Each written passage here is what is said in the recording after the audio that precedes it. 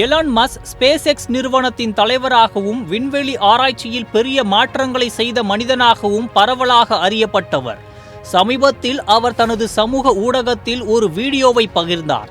இதில் நாசா விண்வெளி வீரர்கள் சுனிதா வில்லியம்ஸ் மற்றும் புச் வில்மோர் இருவரும் மஸ்கிற்கும் அமெரிக்க அதிபர் டொனால்ட் ட்ரம்புக்கும் நன்றி கூறினார்கள்.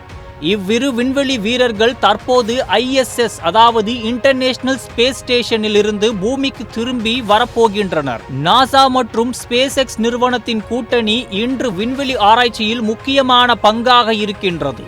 ஸ்பேஸ் எக்ஸ் எலான் மஸ்கின் தலைமையில் க்ரூ டிராகன் என்ற விண்வெளி கலத்தை உருவாக்கி நாசா மற்றும் பிற விண்வெளி ஆராய்ச்சிகளுக்காக பயன்படுத்தி வருகிறது. இதனால் விண்வெளி பயணங்கள் பரிசோதனை அளவிலிருந்து மனிதர்கள் செல்லும் வகையில் விரிவடைந்துள்ளது. எலான் மஸ்க் தனியார் நிறுவனத்தின் மூலம் விண்வெளி தொழில்நுட்பங்களை மேம்படுத்தியுள்ளார்.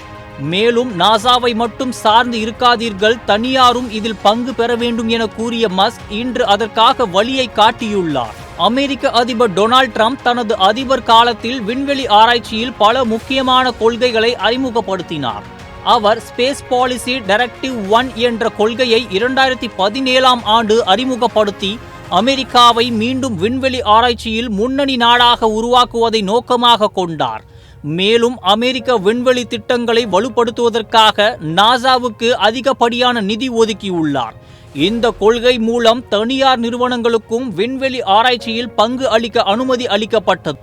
மஸ்க் பகிர்ந்த வீடியோவில் விண்வெளி வீரர்கள் சுனிதா வில்லியம்ஸ் மற்றும் புச் வில்மோர் அவர்கள் தங்களின் விண்வெளி பயணத்தில் LRE அதாவது லாங் டியூரேஷன் எக்ஸ்ப்ளோரேஷன் என்னும் முக்கிய நிகழ்வை நிறைவேற்றிய பின்பு தங்களின் மிகப்பெரிய நன்றி மனப்பான்மையை மஸ்க் மற்றும் ட்ரம்பிடம் வெளிப்படுத்தியிருக்கின்றனர்.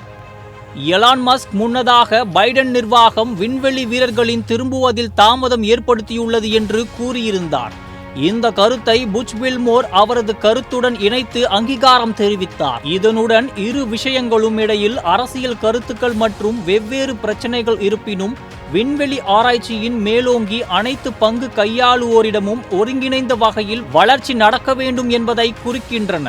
இந்நிலையில் சுனிதா வில்லியம்ஸ் மற்றும் புச் வில்மோர் க்ரூ 9 விண்வெளி வீரர்களாக 9 மாதங்கள் சர்வதேச விண்வெளி நிலையத்தில் தங்கியுள்ள நிலையில் தற்போது பூமிக்கு திரும்புவார்கள். இந்த விசேஷமான நிகழ்வு ஸ்பேஸ் எக்ஸ் நிறுவனத்தின் ஃபால்கான் 9 ராக்கெட் மூலம் எதிர்பார்க்கப்படும் திரும்புதல் மார்ச் 16 அன்று தொடங்கியது.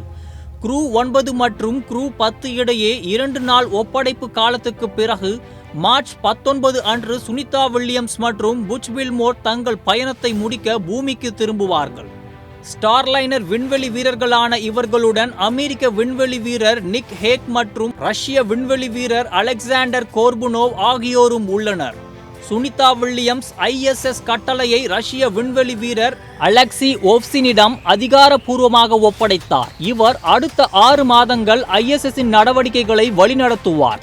இந்த மாற்றம் விண்வெளி ஆராய்ச்சியில் முக்கியமான கண்ணோட்டத்தை உருவாக்குகிறது.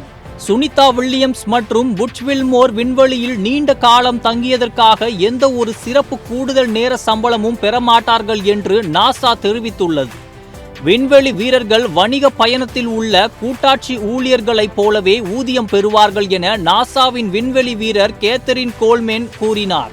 மேலும் மார்ச் 19 அன்று ISS-இல் இருந்து திரும்பும் க்ரூ 9 வீரர்கள் ஸ்பேஸ் எக்ஸின் க்ரூ டிராகன் விமானத்தில் புறப்பட்டு அதிகாலை 3:27 மணிக்கு பூமிக்கு திரும்புவார்கள்.